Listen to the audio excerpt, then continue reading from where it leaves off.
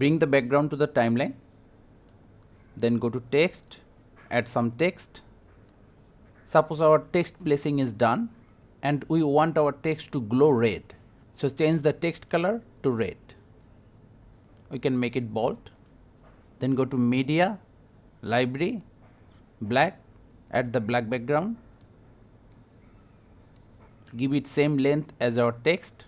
Now select the text, animation, in, wipe right, out same, wipe right, get them closer.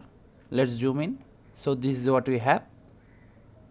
Black background, same length as our text. Right click on the black background, range, select area by clip, then export. Let's name it sample.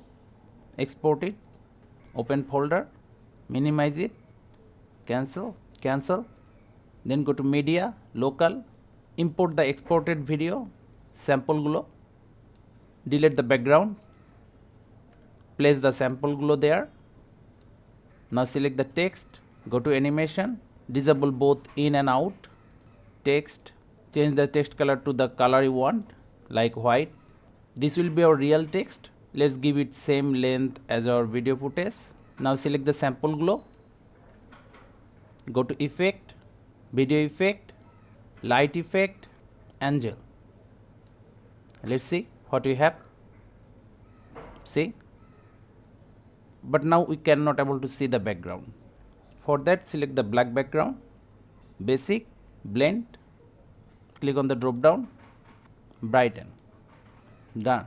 So guys, that's how easily we can make a glow ray effect in CapCut. Thank you guys for watching. Have a good day.